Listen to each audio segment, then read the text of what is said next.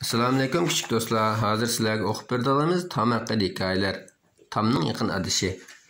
Hikayemizni anlaşını başlaştım burun. Kanalımızga a'za bulunlar ve yeni hikayemizni birinci bulup haberdar buluş için yeni hikayemizden qo'ng'iroqni besitishni unutmanglar. Tamның yakın adışı. Tercüm qiluvchi Nurmuhammadjon Islom. Wang Wang mening eng yaqin adışım. Bugün men onun uyida bir gün oynayman. Yine texi qo'nibmi qolaman. Shunga uxlash kiyimim, cho'kkam va eng amroq o'yinchiqimni ilib keldim. Qarshilimiz suyimlik Tam, dedi Wang Wangning anasi menga. Wang Wang meni o'jirsiq boshlab kirdi. U bir muncha niqoblarni yig'ibdi. Niqoblar bir-biridan chiroyli ekan. Wang Wang ba'yn televizorlardagi cho'lponlardek usul o'ynaydi. U haqiqatan baqqaltis ekan.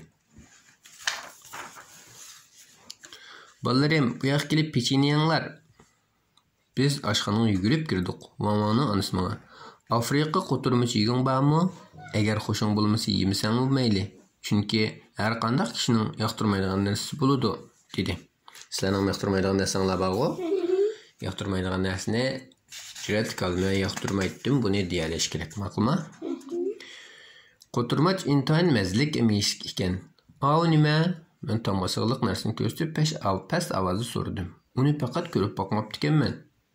Ha, qopoqni da'vatamsan? Dedi Wang Wangning anasi.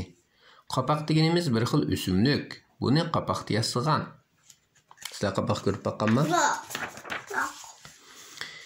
Hey Tam, tiz kelib qarag'ana, bu dadamning chalg'usi, dedi Wang Wang. Bu Afrika dumbuqi. Cho'ngini dadam chaladi, kichkini biz o'ynaymiz. Bizning nag'irga o'xshaydi ekan, haliqi. Hey, chag'in nag'irga o'xshaydi ekan. Ko'rgantinglarmi nag'irni? Bu kislofon, dedi Wang Wang yana. Nima degan sirliq ovoz bu? Pek yaqin ekan. Wang Wang kislofon chilib naqsha aytdi. Lekin aytgan naqshani ozroqmi tushunmadim, dedim men. Shunday tushuniksizroq naqsha o'qibdi. Bu Lingala tili, dedi Wang Wang tushuntirib. Sen mening adishim degan naqshni aytdim. Boshqa tilda o'qibdi, yaponcha o'qigan bo'lsa sizlar tushunmaytinglar, ha? Turkcha o'qigan bo'lsa, uyg'urcha o'qigan bo'lsa tushunalaytinglar, sizlar. Men kislofonni ajoyib yoqtirib qoldim. Men o'yna hamma ishni unutib ketibdiman. Qattiq o'ynab ketibdim. Men beshimni ko'tarib tuyuqsiz oldin bir olvasning turganligini ko'rdim. Men qattiq qo'rqdimda bedardib ketdim yugurish. Qutuldiringlar deb to'lib etdim. Qo'rqitibdi, niqobni men taqib. Ona men niqobni taqib Tomni qo'rqitib etdim. Odishini qo'rqitganing yaxshi bo'lmabdi. Lekin Tomni bekla qo'rqinjaq ekan. Wang Wang bek oshirib o'tdi. Men rostdan xafa bo'ldim. Men texi uni odishim deb yuribdiman. U ko'nglimni bek og'ritdi. Endi narsalarimni deb ketaman. Ushqana Tam birdan uyga ketaman deb qo'yibdi. Sizlar mana shunaqa adishinglar qo'rqitib qo'ysa uyga ketaman deb yomonlab qo'yamsizlar? Yo'q. Qo'rqitib qo'ysa manda qo'rqmay o'ynaysizlar. Bidamdilam xapolab undaq kulib ko'pangni yig'ib mansang bo'lmaydi. Tamammi? Qo'rqma Tam. Niqoblarning hammasini yig'ishtirib etdim, dedi Wang Wangning anasi. Wang Wang yana yig'ib saqlagan o'yinchiq hayvonlarni chiqardi. Bizning uydimi nurg'un o'yinchiq hayvonlar bor.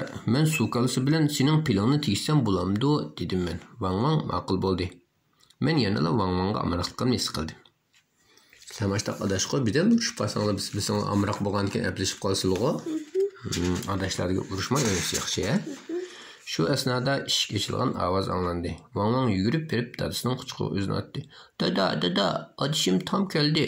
Tam, bu mening dadam. U bir muzikant. Hamisha sirtlarda o'yin qo'yib yuradi. Qanday ahvoling Tam? Dedi Wang Wangning dadasi. Sen bilan tanishganimdan intayin xushalman. Dada, Tam bu muzik chalib bergina, dedi Wang Wang. Wang Wangning dadasi darhol dumboq chalishga boshladi. U dumboqni kuchab chalg'achqa butun bedanim titrab ketdi. Wang Wangning dadasi bir cho'ng Afrika dumboqini oldimga qo'yib berdi. Men uni do'rab chaldim. Ba'zida xato chalib qolsammi, hargiz umidsizlanmadim. Wang Wangmo shax-shuq chaldi. Biz ba'yni bir orkestraga o'xshab qoldik. Hammamiz chapda. Biz o'ynabdi dadasimi. Uy içi tamakning mazzilik bir qo'q to'lgan edi. Vangvangning dadasi, "Endi tamakka emas, ikkinglar qo'linglarni yuvib kelinglar" dedi. Sizlar tamak yeyishdan burun qo'linglarni yuvamsiz, yuvamsizlar? Yuvamiz. Tamak yeyishdan burun nima deysizlar? Bismillah. Bismillah. Şeytanlar kilemeydi. Üstelge men kirib bakmagan seyler tizilgan edi. Men gürç aşını to'niy oldim. Ular tamakni qo'lida yeyotidiku. Bundaq ishni azaldan uchirib bakmapti ekanman.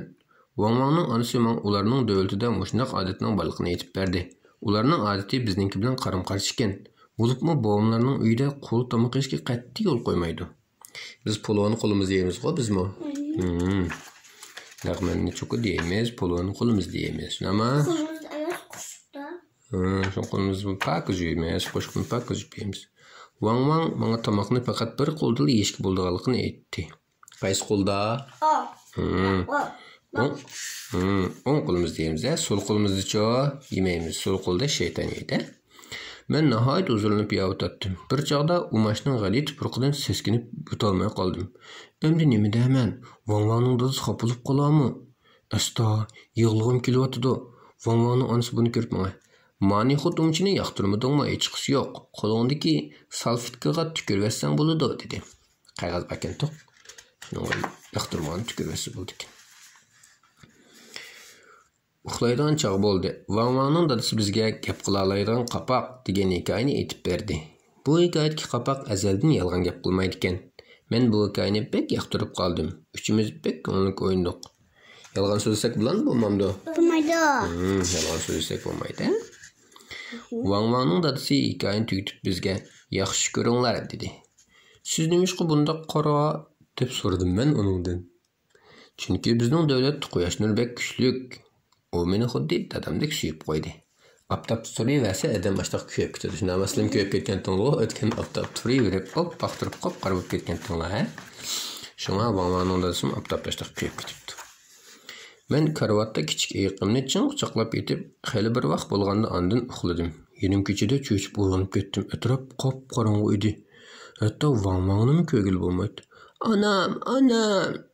Men yig'ladim. Vangvang ota-onasini to'g'ri chiqib ketdi. Vangvangning dadasi yugurib kelib meni go'lladi.